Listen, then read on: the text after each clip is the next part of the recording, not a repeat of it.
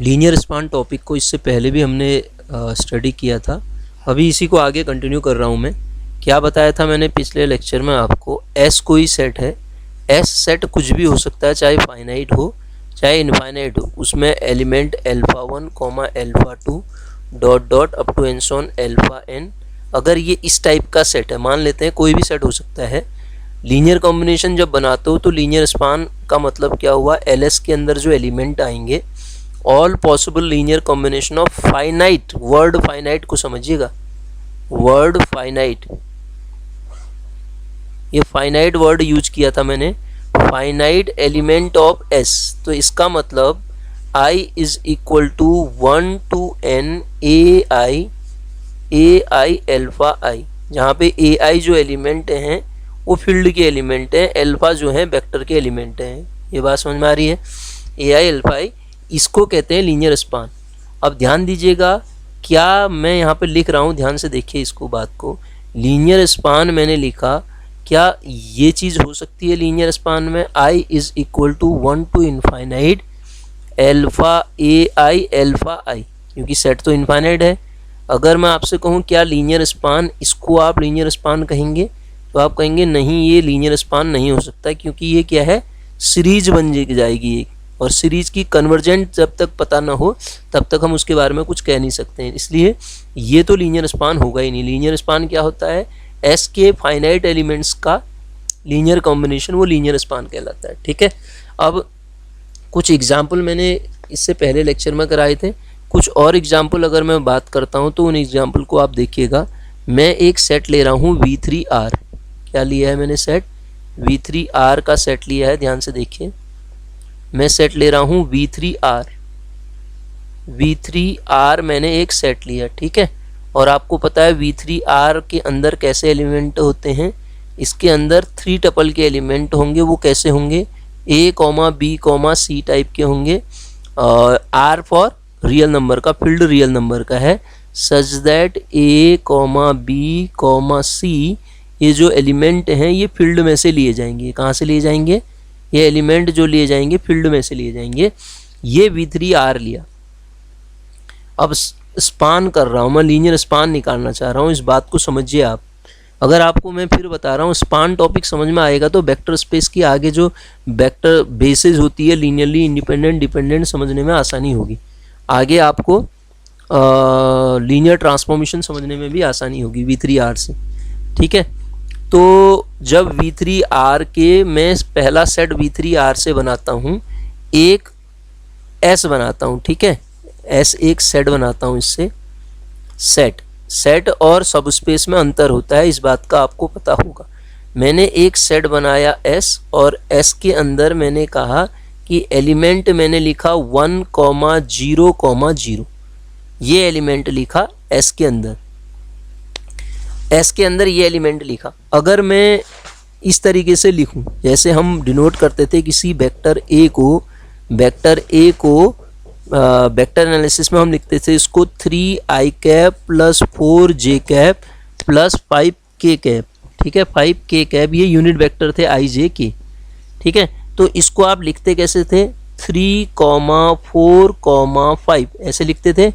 और अगर मैंने कोई वेक्टर लिखा b वेक्टर, इस तरीके से लिखा, b वेक्टर को लिखा मैंने 3i कैप, ठीक है, 3i cap plus 0j cap plus 0k cap, ठीक है। अगला c वेक्टर मैंने लिखा 4i cap plus 0i cap plus 6j cap plus k cap, ये लिखा, ठीक है।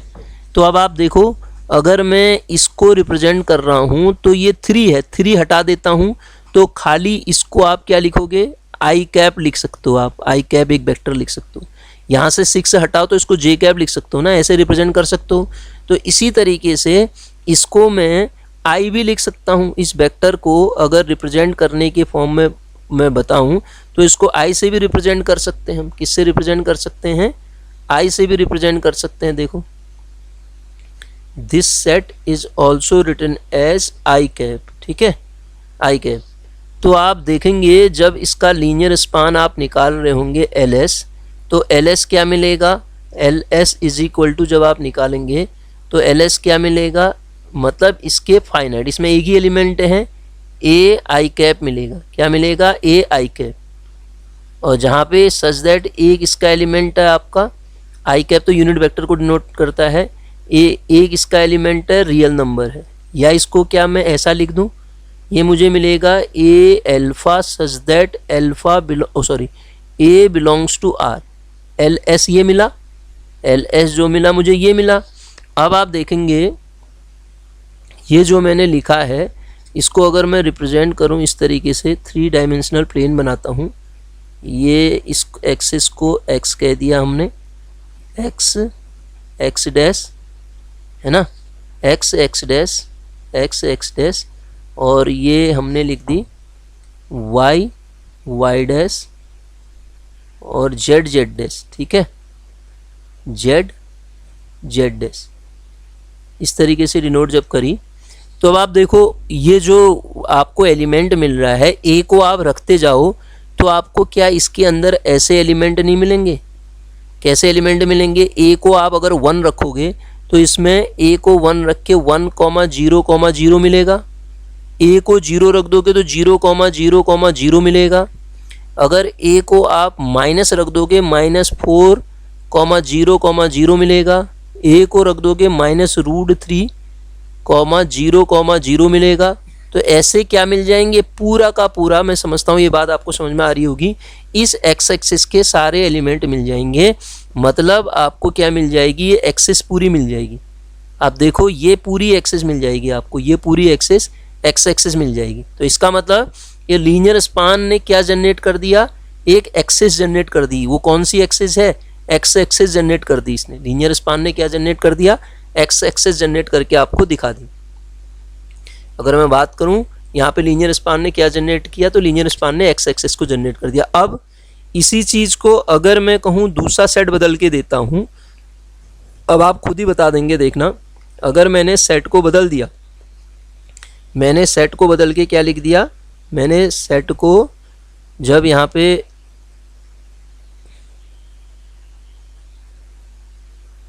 जी सेट में एलिमेंट लिखे, जरा सा इसको नीचे करते हैं,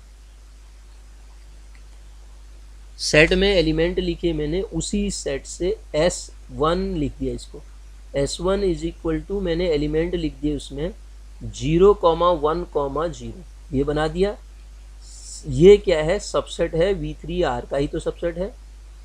अब इस S का मैं जब LS निकाल रहा हूँगा तो ध्यान से देखिएगा इसका LS क्या मिलेगा। जब आप इसका LS निकालेंगे तो LS के अंदर एलिमेंट्स कैसे आएंगे, ए की जगह पे B लिख देता हूँ, ए ऊपर लिख दिया था, B बीटा, इसको बीटा ले लेता हूँ मैं, B beta such that B is a real number, B is a real number, जहाँ पे B क्या आ जाएगा, रियल नंबर आ जाएगा।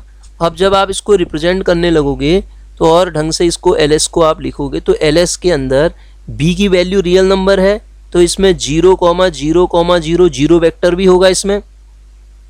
क्या इसको मैं इस तरीके से भी लिख दूं, J से नोट कर देता हूं, तो 0 वेक्टर भी होगा, तो 0 वेक्टर है। और क्या इसके अंदर 0,-4,6 है, यस। क्या इसके अंदर 0,1,0 है, यस। क्या इसके अंदर, अब यहाँ से वो कंडीशन भी मिल रही, देखो S और S1 कंटेन्ड इन LS1 लिखूंगा ना इसको, LS1 से डिनोट करूंगा, ये कंडीशन भी फुलफिल हो रही है। और इसके अंदर 0,-6,0 मिलेगा, यस। कितना मिल जाएगा, ये पूरा का पूरा आप देखेंगे इसको, ये क्या जनरेट कर दे रहा है, ये पूरा पूरा आप जब इसको देख रहे हो तो ये पूरा का पूरा किसको जनरेट कर दे रहा है सर, ये जनरेट कर दे रहा है हमारी वाई एक्सिस को। ये पूरा का पूरा सेट जो है किसको जनरेट करके रख दे रहा है, वाई एक्सिस को जनरेट कर दे रहा है। ये सेट जो है आपका ये वाई एक्सिस को जनरेट कर दे रहा है, मतलब इससे क्या मिल जा रही है, वाई एक्सिस मिल जा रही है। ठीक है, अब मैं सेट को और बदलता हूँ, देखो यहीं पर से अगर मैं सेट को और बदलूँ तो फिर आपको समझाऊँ। तो और दूसरी चीज़ ध्यान दो, ये दोनों के दोनों मैंने जो LS बनाए ये सब स्पेस तो है ही, आपको पता है। यहाँ से सब स्पेस क्यों है, क्योंकि LS तो सब स्पेस होता है, यही बता रहा हूँ मैं, इससे पहले लेक्चर में भी बताया, इसमें भी बताया। और दूसरा आप जानते हो ओरिजिन से पास हो रही है लाइन तो वैसे भी सब स्पेस होंगी, लाइन पासिंग थ्रू ओरिजिन सब स्पेस को फॉर्म करती है, ठीक है ना। तो और सब स्पेस एल एस होता ही होता है, तो एल एस एस कुछ भी हो, एस सब स्पेस हो ना हो उससे कोई लेना देना नहीं, लेकिन एल एस हमेशा सब स्पेस होगा। तीसरा सेट बनाता हूं मैं इसी में से, वो सेट क्या जनरेट करेगा, देखो S3 बनाया मैंने, S3 किस में से, जो मुझे वेक्टर स्पेस दिया था उसी में से बना रहा हूँ मैं, नया कुछ नहीं ला रहा हूँ मैं। देखिएगा S3 बनाया मैंने, क्या उसके अंदर लिख दिए 1, 0, 0 और 0, 1, 0, ये दो एलिमेंट लिख दिए। अब आप देखोगे ये कैसे एलिमेंट हैं, इनको आप रिप्रेजेंट कर दो अल्फा और बीटा से रिप्रेजेंट कर दो। जब आप इसको अल्फा और बीटा से रिप्रेजेंट करोगे तो L ऑफ S3 सर जब आप लिखोगे तो L ऑफ S3 क्या मिलेगा, A alpha plus B beta, क्या मिलेगा A alpha plus B beta, such that A comma B क्या होंगे, यहाँ पे रियल फील्ड से लिए गए हैं, फील्ड रियल नंबर का है तो A कॉमा B क्या हो जाएंगे, रियल नंबर हो जाएंगे।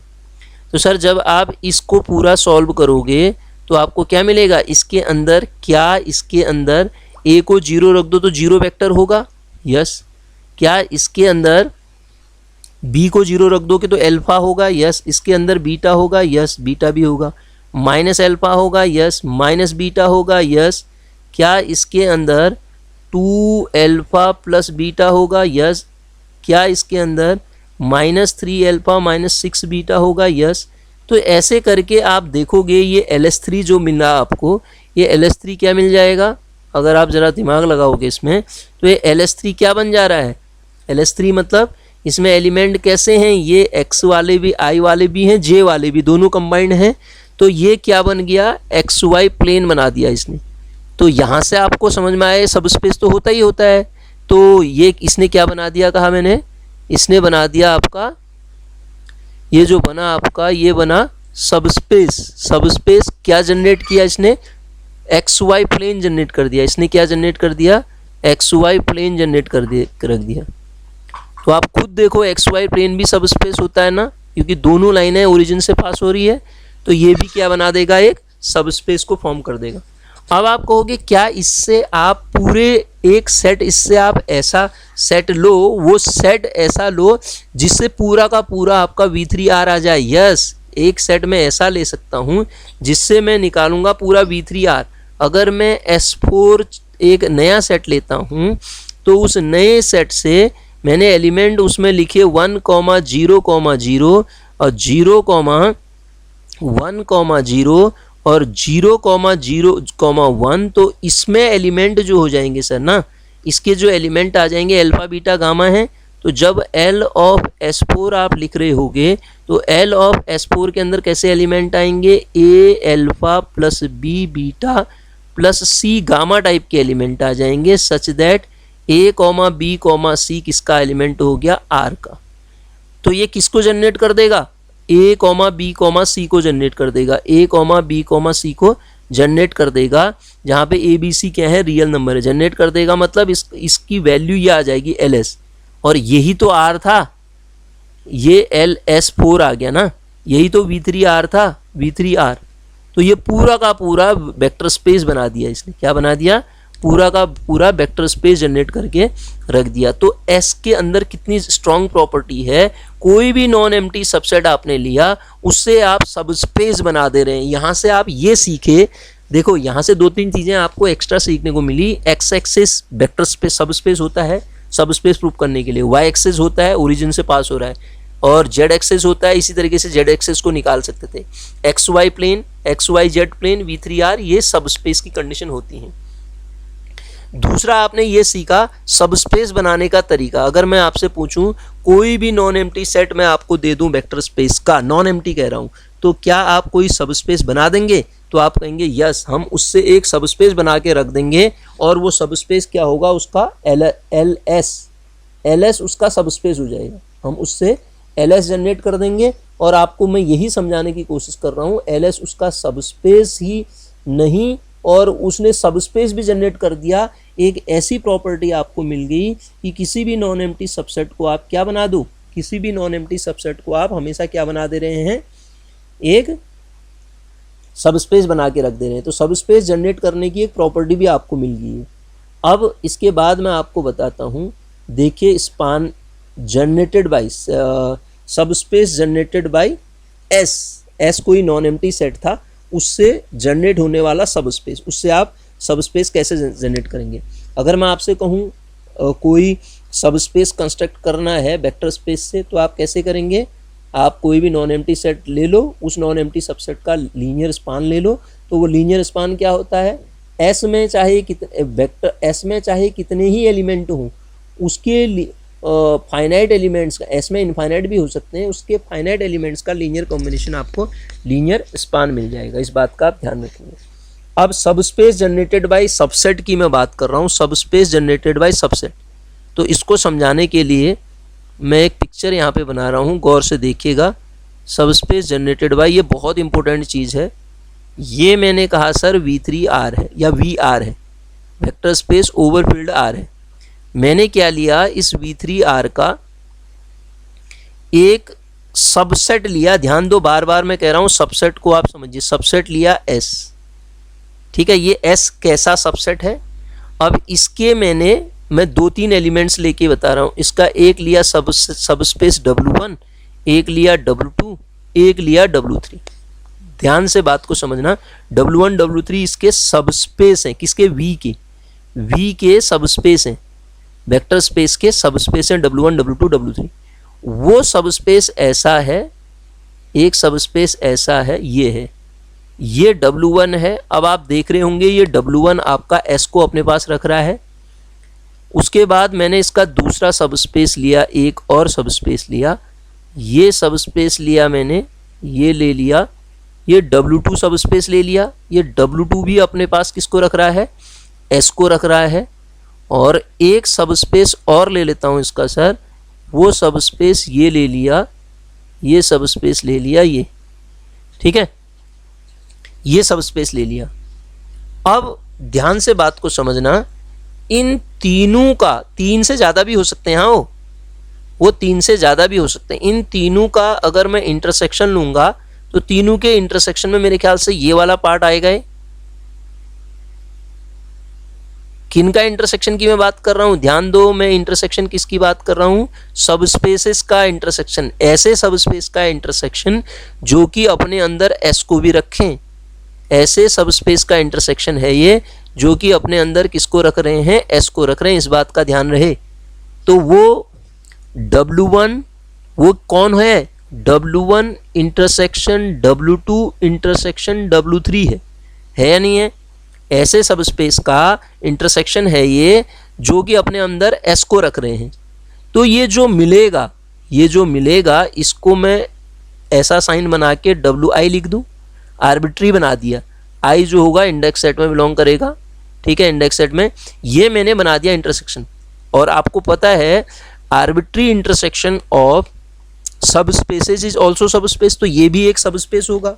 तो यही जो हो गया, ये जो मैंने क्या बनाया, जिनके अंदर S आ रहा है, W1 W2 क्या है, ये W1 W2 क्या है, सब स्पेसेस हैं, ठीक है, VF के, वेक्टर स्पेस के, जो कि S को अपने अंदर रख रहे हैं। तो उनसे जो बनने वाला है, ये जो बना, ये क्या बना, आर्बिट्री इंटरसेक्शन, इनका इंटरसेक्शन, ये स्मॉलेस्ट सब स्पेस हो गया जो S को अपने अंदर रखेगा।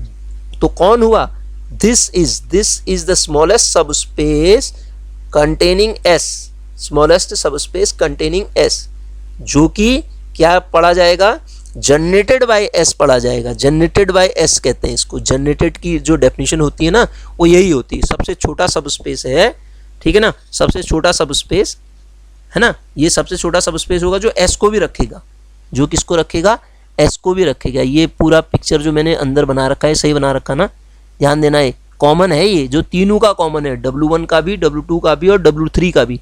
W3 के लिए मैंने लिखा नहीं यहाँ पे, तो तीसरा वाला जो W3 था सर, वो W3 ये वाला है, ठीक है। इन तीनों का इंटरसेक्शन ये वाला पार्ट है, सब स्पेस जनरेटेड बाय S कहते हैं इसको।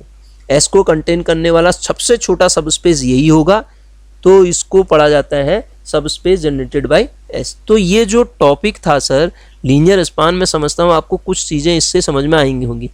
अब एक चीज़ और इसमें अब मैं बता रहा हूँ, ध्यान से देखिएगा। वेक्टर स्पेस अभी आपने बनाया था, LS बनाया था।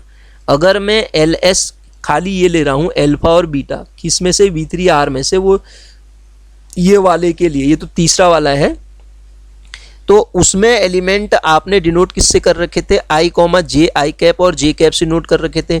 सर आपसे मैं पूछता हूँ 2I cap plus 3J cap इसमें रख दें, कुछ एक्स्ट्रा एलिमेंट और रख दें, -2I कैप -6J कैप और कुछ element I plus J cap भी रख देते हैं, तो इससे ज़्यादा, इन दोनों से ज़्यादा मेंबर आ गए इसमें। तो मैं आपसे अब पूछूं, इससे ये क्या है, ये S था, सॉरी मैंने गलत लिख दिया है, ये जो था S था।